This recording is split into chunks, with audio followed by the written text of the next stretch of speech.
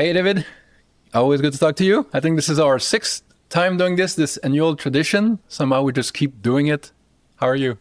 That's all right. I'm great. How are you doing? I'm good, thanks. So I know you've had a chance to listen to the podcast I did with MBI, the $1 Trillion Club thing, and I didn't want you to feel left out not having a song, so I made you a little something. Awesome. It's that time again. Pour the whiskey neat. David, Kim, and Liberty take their favorite seats. Once a year they sit and talk the talk.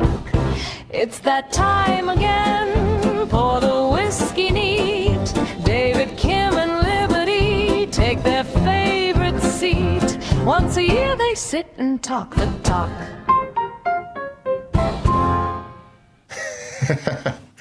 That's great. Old school. That's like Flapper era.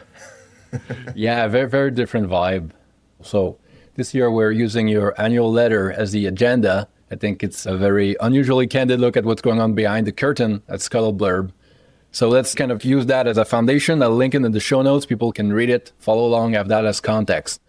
My first question about Scuttleblurb is more as a business before we get to the market and all that is, you talk about the decline in subs, right? How some of that is macro mood market, some of that is content mix, some of that is platform, distribution changes. What are your current thoughts about all that? I've always looked at Scuttleblurb as something of a lifestyle business. So I used to work as an analyst at a long-short equity fund, and I quit about a decade ago to kind of go off and do my own thing. And this move was, it was never about the money. It was more about the independence. I wanted the freedom to set my own research agenda. I wanted to learn about companies and industries that I found interesting, regardless of their immediate potential as actionable investments. And that's very hard to do at a fund. I think, if your PM asks you what you're working on and you say, well, I'm just trying to learn more about industrial gas industry for no particular reason other than personal interest, that's probably not going to fly. But that's something you can obviously do when it's just you, right? Michael Lewis, he was on the Acquired podcast some months ago, and he was saying, one of the great things about going off and doing your own creative thing instead of working for a company and having a boss and reporting shareholders is that you don't always have to follow financial incentives, essentially. And that's one of the things I certainly appreciate about this work is that I can kind of go off and research and write about something that no one's interested in reading about. And, I could write about companies like Trex and Booz Allen. Sexy. that very few people read, but that I personally find interesting. But I also think, I had kind of pushed this too far. I don't think you can ignore the marketplace completely if you intend to make a living off your writing. Since the beginning, I had treated this blog essentially as an investment diary, in a sense, intended only for myself with no consideration whatsoever for what anyone else was interested in reading about. And, quite frankly, that bit me in the ass. And, I lost probably a quarter of my subs over 4 years. I looked at that and just said, if that trend continues, I'm just not going to have a business in 5 years. And, the line doesn't need to always go up. I'm not optimizing for growth for its own sake.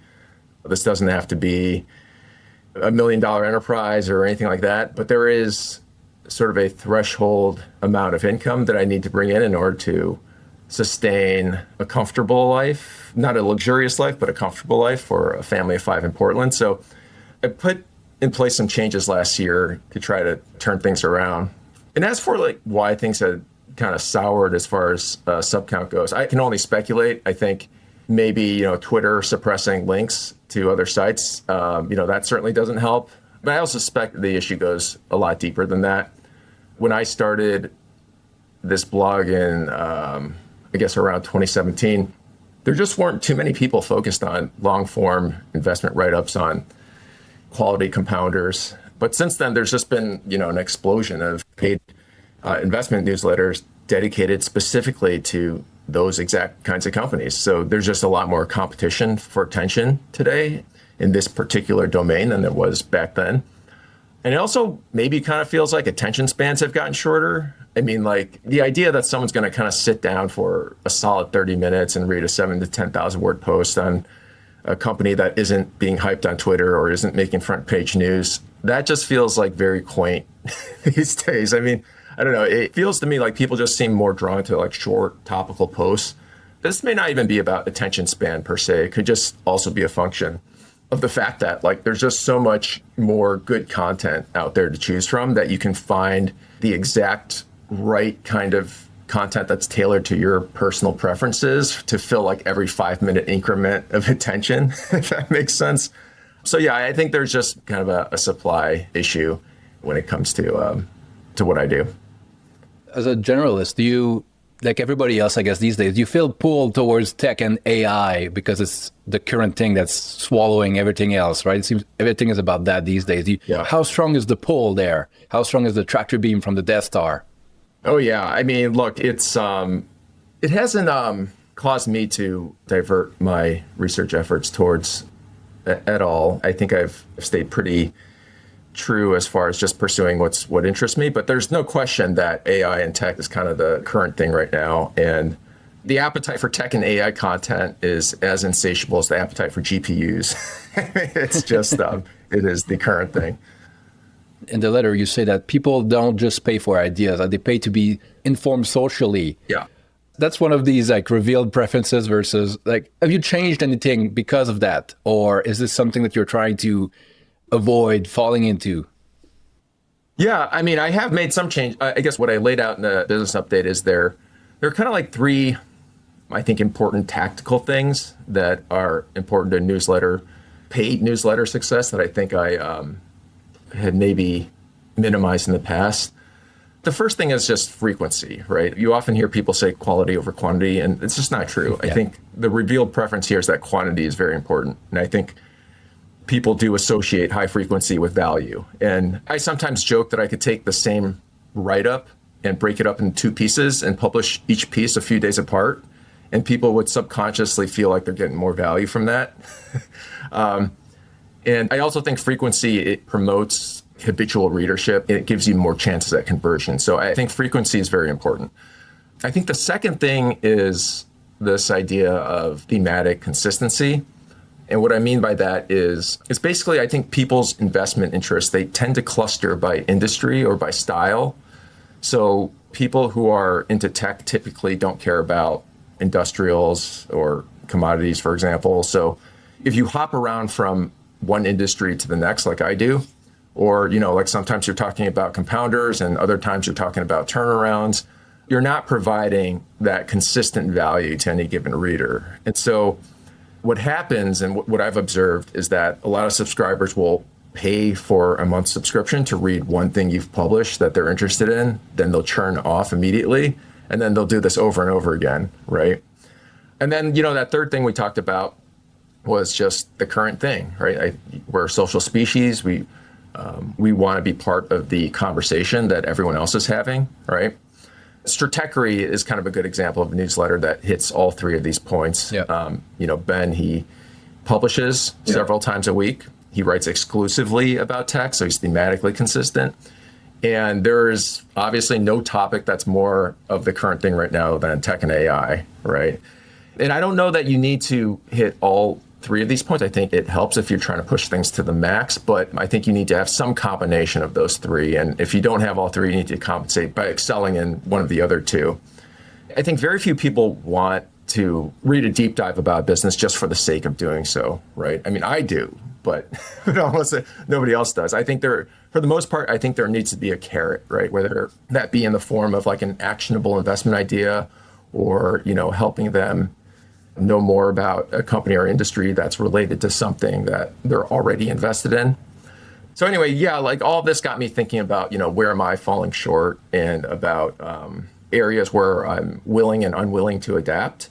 And how do I stay true to myself and not fall into this trap of audience capture while also sustaining a viable business, right? And so first, I would say there's nothing I can do about thematic consistency. I have a broad range of interests. I'd like to cover a wide range of industries.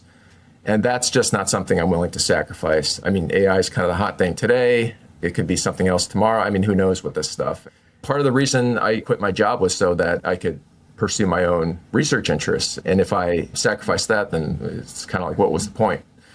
But I think I can do better on the other two, right? Like I think I can be more proactive about finding places where my interests overlap with what's trendy, right? So like if I have 5 companies in my research pipeline, but one of those companies is buzzy right now, maybe I strike while the iron's hot and move that company to the front of the line.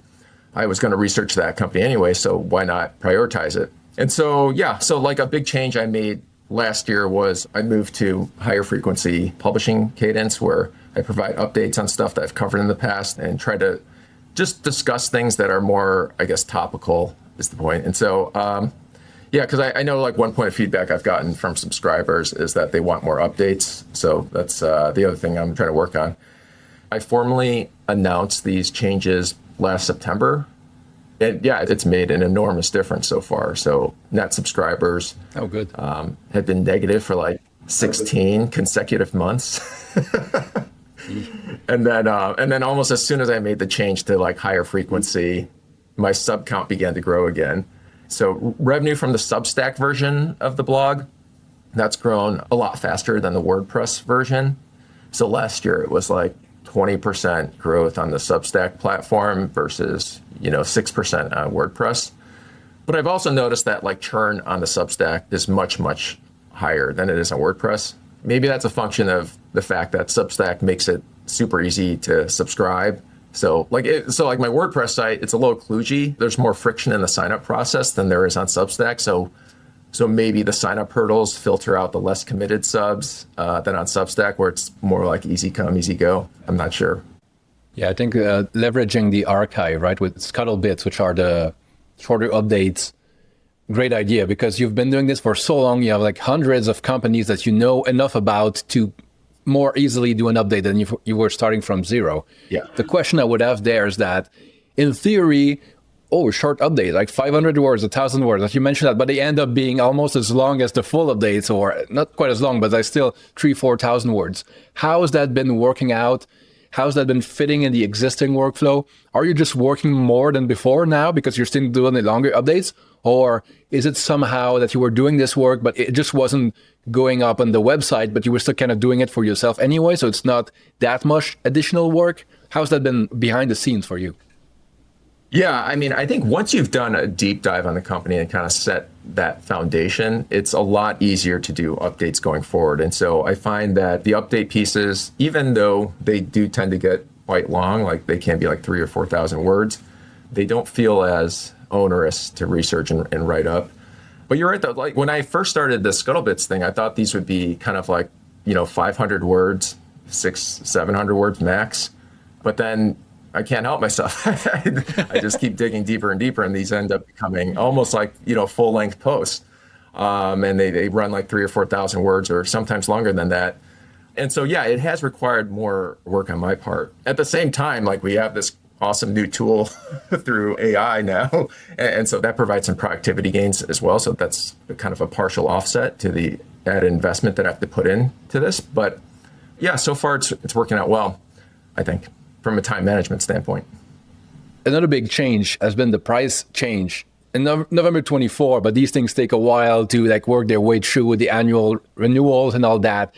Can you tell me about, first of all, when you decided to do it, like, were you afraid it wouldn't work or there would be pushback? And then when you did it, how was it? Were people just fine with it? Is it that your sub base is so like professional investors anyway that it doesn't matter, right? The 0 to 1 problem is harder just to get them to subscribe in the first place, but the actual amount doesn't matter that much. I'm kind of curious how that went. Yeah, it went better than I expected, actually. So, I raised prices November 2024, basically because I had to. And I thought it was something I could get away with. My subscriber base kept shrinking, and I needed to offset that somehow. Something like 80% of my paid subscribers are investment professionals, and they pay for my blog through their corporate credit cards. And so I think I have some pricing power among that audience. Oh, yeah. If they're making a multi-million-dollar investment decision based on some of that info, like whether it's 20, 30, $40 doesn't really move the needle, right?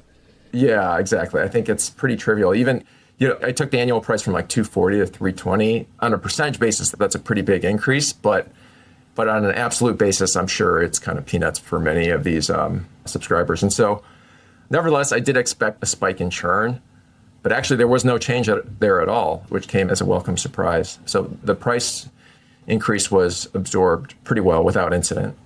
Another addition to the media empire has been the Never Sell podcast with MBI, which I really enjoy. Tell me more about that, the backstory, how have you evolved now being a professional podcaster? What's the story there? As you might be able to tell from this interview, podcasting isn't really my preferred medium. It's not something I consider myself all that good at. But MBI, he had kind of proposed that we do a podcast once a month. At first, it was going to be, we would talk about the write-ups that we did in a given month. But then it kind of eventually moved to more of a free-flowing conversation where we would just kind of, we have a Google Doc where we keep track of topics that come up throughout the month that might be interesting to discuss. And then we just kind of free-form riff on those topics. I think I like that format better. Yeah, me too. I think MBI is a really good partner to have in this. But it's also a way, like when you talked about the importance of the current thing, that's the way to do it for you guys in a way that maybe a better medium for that than the writing in some way, right? It's much easier to talk about the current thing there. Yeah. You kind of freeform it and then you get back to the research that takes weeks. Yeah, that's right. Yeah. Yeah, and there's just a larger audience for the current thing, right? If you're using podcasting as kind of the top of funnel to draw people in, I think that's maybe where you want to be focused. I think MBI is a particularly good partner for this because he tends to have like a lot of things to say. I may be relatively more reserved. Yeah, it works out, I think. And it's been going pretty well. Honestly, it's been less about just the commercial motives and about attracting subs than just about the fact that we just have a good time. And I think that we just enjoy the conversation. So, yeah, that feels very familiar. That's probably why I've had it on my podcast so many times. Moving on. The next thing I'd love to discuss with you is more on the investing market side. Let's look back at 2025, like a year on market vibe type of thing, right? As an investor, I don't know about you, but me as an investor, when I think back on any random year, like if I think back to 2012, I don't remember all the details, but I still remember like what the general vibe of the year was, right? So that's what I'm trying to extract from 2025. Maybe we're too close to it to be sure about it, but I'm curious what you think about it. Last time we talked, the vibe was like a loop between like, it's so over, we're so back, right? The volatility was starting. What's the 2025 version so far for you? Yeah, kind of a weird year. I think for much of the year, it sort of felt like a lopsided market performance-wise, where with like perceived AI winners experiencing big gains and a lot of the other stuff being left behind. And then we also saw some big sell-offs in names that have long been considered compounders, right? And it's not like these things sold off for no reason. There's a narrative behind each of them. So with Copart, there's, obviously fear of share losses to a.k.a. With Gartner and Constellation, it's AI, of course. And then, Old Dominion, Watsco, Poolcore, that there's kind of macro stuff behind that. And it certainly didn't help that many of those stocks are trading at big multiples to start with. But I think more broadly, it kind of felt like small data points are being extrapolated out to infinity. And it created these like big unexpected moves, I think, in both directions. I very often found myself surprised by sort of the magnitude of the moves up and down, like earnings reports that seem innocuous to me, creating like 20, 30% declines, and then what seemed like small positive data points, creating huge moves up. And one of the weird things I've observed in this cycle is that, the market seems to be extrapolating growth and earnings of certain cyclical companies. Like I look at Trex, right? Like traded at 65 times peak earnings at one point during the COVID boom. But then the COVID bloom went away, housing turned south, and then it traded all the way down to like high teens trough earnings, right? And the Poolcore, it's kind of the same deal, 30 times peak, 20 times trough. And I use the term trough loosely, by the way. And it's just weird because I don't think that's something you would have seen like maybe 20 years ago. Like I could be misremembering this, but I'm pretty sure that in the 05-06 peak of the housing bubble, like home builders traded at like single digit multiples because everyone recognized that the E was too high. But these days, it kind of feels like investors are almost blind to cyclicality. They just extrapolate, and it's a little bit weird to observe. So it felt like, in some places and kind of the back half of last year, you had like these beat down cyclicals where like you could maybe bet on earnings recovering eventually, and then also getting the multiple expansion on top of that recovery. And so I was spending a lot of time there on like cyclical companies that were, once deemed compounders, where you had like moated, well-managed businesses that hit a macro air pocket and that saw kind of multiple contraction on top of the earnings decline, right? And then obviously AI and big tech has sucked all the air out of the room for understandable reasons. And there's just a lot of debate around depreciation schedules and return on CapEx and the limits of scaling. But, it's also important to remember that there are other areas of the market beyond the white hot center of AI and tech where the hurdles could be lower. I think maybe it's easy to forget that when the attention is so squarely placed on AI. I spent a lot of my time on these less exciting pockets of the market, good companies that sold off for cyclical reasons, the LTL carriers, Trex, Watsco. And yeah, I mean, it's amazing how fast some of those names have recovered. I feel like the gains have been more broadly spread in recent months. And now kind of the pain trade has rotated into software. And Yep. I don't know, that strikes me as like a tougher challenge in my opinion, because you could kind of see AI being like an evergreen overhang for a long time. Even though I think like in a lot of cases, those existential challenges are probably overstated. And some of those names have traded off to interesting valuations. So I think I'm going to be spending a lot more time there. I started going down this path a bit last year with Gartner. The obvious bear case with Gartner is that, AI is going to take the place of Gartner's research product. Why pay $20,000 a year for a research subscription when you have access to ChatGPT for $20 a month, right? I think it's probably fair to say that Gartner is a, more discretionary product than it's sometimes pitched as. But I also think what the bear case misses is that for the kinds of questions that Gartner's clients are asking, you're not going to find like a publicly available baseline or case studies on that.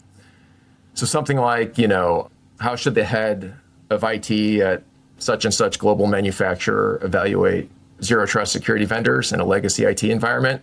A lot of that knowledge just lives in people's heads. It's not really written down or formalized anywhere. And Gartner, they're kind of known for these reports, but the clients who just subscribe to the reports alone are only like 10% of revenue. The other 90% comes from people who want access to, analysts and executives with domain knowledge. And then there's obviously like the CYA aspect, the fact that Gartner kind of provides this seal of approval for procurement decisions. It's seen as a credible source by board members. So I kind of feel like, when I look at SaaS, I'm not saying that the entire space is going to be immune from AI-related disruption, but I do think that there's a lot of, baby getting thrown out with the bathwater. So yeah, the AI pain trade, it's spread further into SaaS and data providers like, FactSet, S&P, most recently, Thomson Reuters. That's an interesting pocket to look. And, I don't have too much exposure to software at the moment. I own one software stock, it's Constellation. It's about a 4%, maybe 3 or 4% position. But I get the sense that I need to be spending more time here. One thing about 2025 that I think I'll remember about it is how the index was telling me one thing, but everywhere I looked, I saw something else, right? Like in 2022, everything was going down the whole year, and that felt a certain way. This year, the index was down like 2-3% from peak. And everywhere I look, companies were down 40, 50, 60%. They were back to where they were like 5 years ago. And that felt very weird. Yes. I know that the math has to add up somehow, right? But I think the human brain is not very good with large numbers and like trillion, billions. Like the big tech is so big. They are such a large part of the index that we forget how, as long as they're not down too much, they can hide a lot of pain elsewhere. Yeah. Yeah, and I think at least so far this year, it feels like the gains have been, we're kind of seeing something similar. Like sometimes I look at my portfolio, I'm like, geez, that's a lot of red. Oh, the market's flat. So I feel like there's some of that going on where, there's a big sell-off in SaaS, and I don't even think big tech is doing all that well. But some of these industrials and energy and material stocks have just been rallying pretty hard. One thing I will say, though, is like the software thing, these do kind of feel like harder bets to me all around compared to just like buying Trex or Old Dominion 3 or 4 months ago. Just because, there's this tension where you have to have conviction and some deep underlying theory about how things are going to play out. Otherwise, you're going to get whipped around and head faked on quarterly data points. But at the same time, you don't want to, ignore the quarterly data and stay stubbornly attached to a thesis that isn't playing out. So there's a bit of a conflict there. And so let's say you're bullish on SaaS and you think the AI threat is overrated. You buy the SaaS, they put up a good quarter, and you see that as proof that the threat is overrated. You buy more. But is there really like enough signal there? Like, should that be confidence boosting at all? Not really. Like, it shouldn't be all that surprising to see SaaS companies putting up good growth numbers today, because AI adoption in the enterprise is still pretty early. So, I mean, if you have a holding period of 5 years, let's say it's 20 quarters, and this is one quarter out of 20, and arguably the quarter that matters the least, right? And so yeah, I mean, like the sell-off, it reflects doubt about what the growth is going to look like, 5-7 years down the line. It's a statement about terminal value, essentially. But nevertheless, I think there's a lot of interesting stuff there. I always feel like I should rename my blog Fallen Angels, because it does seem like I'm spending a lot of time, writing about like stocks that have just gotten really beat up. But speaking of what you wrote about, and this may be a hard question to answer, but and looking at it, I think you wrote about 21 companies in 2025. I'm seeing life science and tools, payment, fintech, HR, payroll software, enterprise software, semiconductors, EDA, healthcare, building materials, energy services, defense, government, kind of contractor stuff. So I'm curious, is there something that stands out to you as like research you're particularly proud of for whatever reason, right? Anything that you're looking back at the year and you're like, oh yeah, that's the one that if people have missed, like they should check out because I'm putting that in my portfolio of writing, basically. Yeah, I guess I'll say first that there were a number of posts that did well commercially for the obvious reason that they touched on the current thing, right? So like Gartner was one example. The post on Shift4's organic growth was another one. So there I just kind of broke down how Shift4 was calculating its organic growth and show how it deviated from the way that most other, acquisitive companies do it. In a nutshell, revenue from, the acquired company in the comparative year ago base. And to compute organic growth, they include all the cross-selling synergies on a gross basis, but they don't include, and I don't think many investors were aware of this.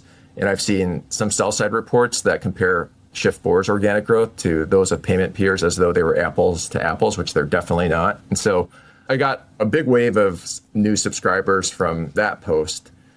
But that's like a sugar high, right? Like almost everyone who subscribed because of that post did so on a monthly basis for that one post. And it wouldn't surprise me if most of them have canceled since then, honestly. One write-up that I liked that almost no one read was the Booz Allen one. So, Booz Allen, it's a tech and consulting firm, essentially, that serves government clients primarily. It's got a long history dating all the way back to like World War I. A little more than a decade ago, they sort of pivoted towards hands-on technical work where they essentially stitch together technologies from third-party vendors into a solution that's tailored for a specific use case. For instance, they took a reinforcement learning model from DeepMind, they trained it on simulated missions, and they put it on a U-2 reconnaissance plane, right? And so, historically, a lot of what Booz Allen's edge, it kind of came from like soft things like institutional knowledge that had been built up over 100 years, relationships. So like a lot of Booz Allen's executives and board members, they used to be former high-ranking government officials. Bloomberg once called Booz Allen the most profitable spy agency. That's telling you something there. And so, but also there's been like this trend over time of government contracts sort of bundling a large number of services, and that's benefited the larger players like Booz who can staff all those spots. But I think like the worry is that now you have these new primes with like Palantir and Anduril who have what can be probably described as like a frenemy relationship with the legacy integrators.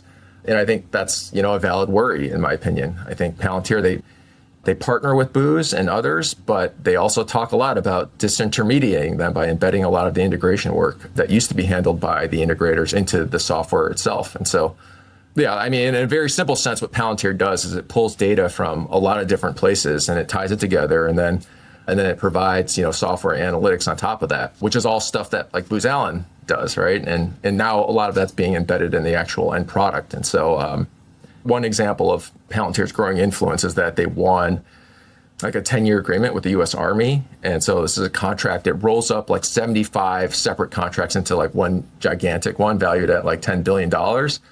And so I see like fragmentation as being a good thing for Booz because they can kind of pitch themselves as being at the center of the spider web, right? Like tying these different technologies together. So to the extent that more of these engagements get consolidated into product, essentially, that would seem like a headwind for booze. It doesn't mean that booze's involvement goes from like 100 to 0, but maybe in certain domains it goes from, like 100 to 90 or something. And so, yeah, I don't know. I think more generally, these defense and intelligence consulting firms, they don't strike me as particularly good businesses. Like the margins are pretty terrible. They're dealing with a customer that obviously has immense bargaining power. And then like in any given year, there's going to be some area that's getting funded. And, these days it's the stuff at the tail end of the kill chain. It's like, drones and UAVs and Golden Dome. And, like that stuff is sexy right now. And I think if you have more exposure to it, like Leidos and Khaki do, you're golden.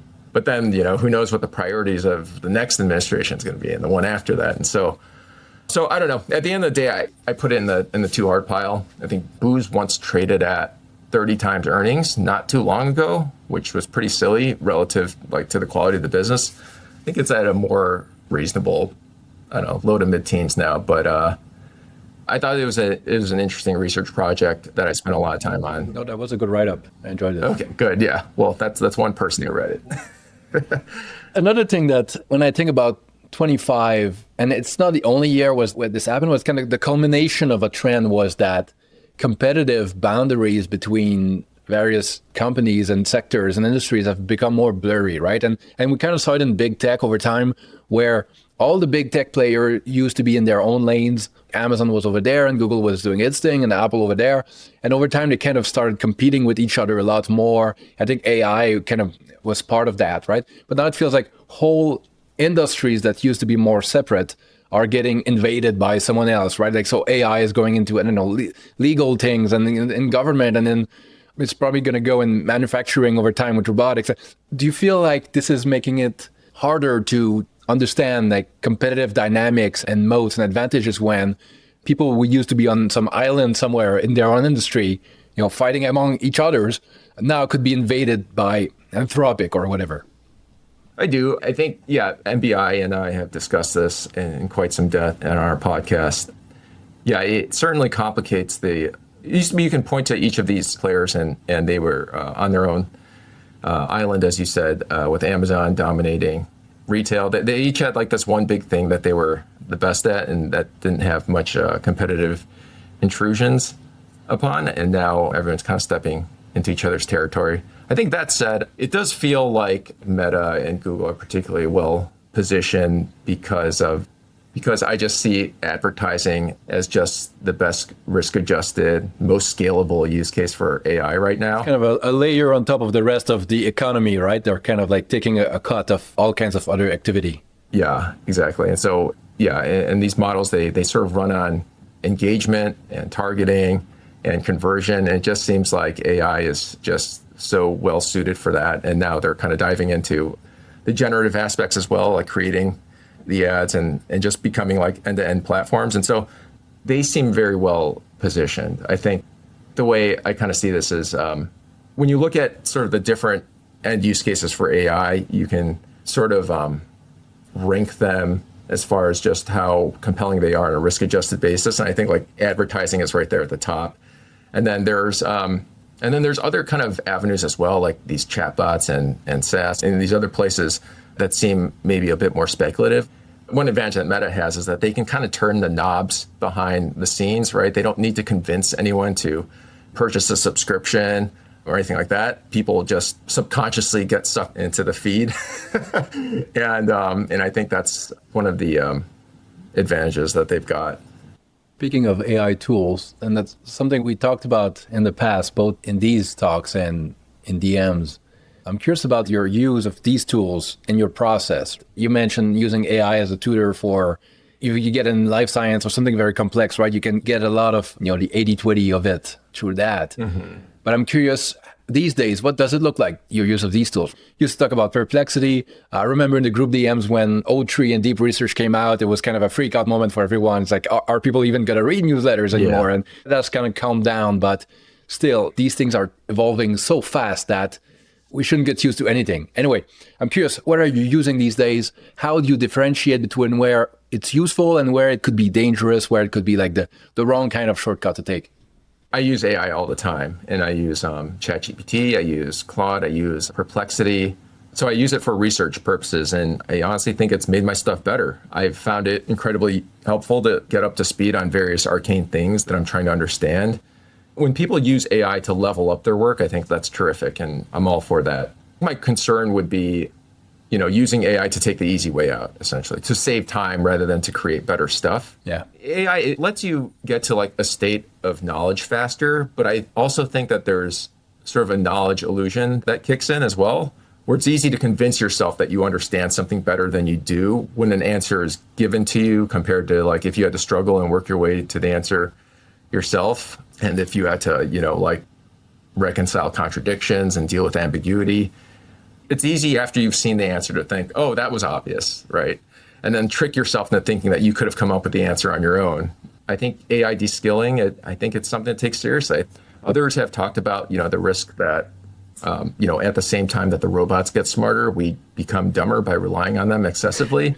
That could add up to the surrender of something more serious. And even if the robots are better at us at all of those things, I would still say that these are desirable skills to have for their own sake, just for the purpose of being able to, interact with our fellow human beings and create some kind of shared reality with them. And I do think that writing helps you develop those skills. One thing I'm curious about is if you have anything in the pipeline for next year that you are very excited to write about, to cover, to research. It could even be something that you're dying to write about, but will get 0 clicks, but you're excited about it. Anything like that on the docket? Yeah. As far as the research pipeline goes, I'm excited about all of it. I've got Viva, Ryan Specialty, Lamb Weston, U-Haul, maybe S&P, Moody's, Thomson Reuters. Yeah, I don't know how well those will do commercially. I don't think Lamb Weston and U-Haul will do very, very well, but maybe some of these other ones like S&P and Moody's and Thomson Reuters, because those are kind of more in the headlines, I guess, these days. So we'll see. Awesome. I can't wait to read those. Before we go, I'm curious if you've read any great books, seen great films, any TV shows you love, any great stuff like that these days. Oh, man. I was really excited about Pluribus, and I thought the first episode was really strong. And I still think the concept is very interesting, but the wheels kind of came off that one a bit as the season progressed.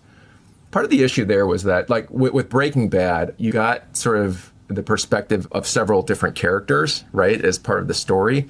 Whereas with Pluribus, it felt like you were kind of trapped in the room with this like relentlessly angry person for however many episodes.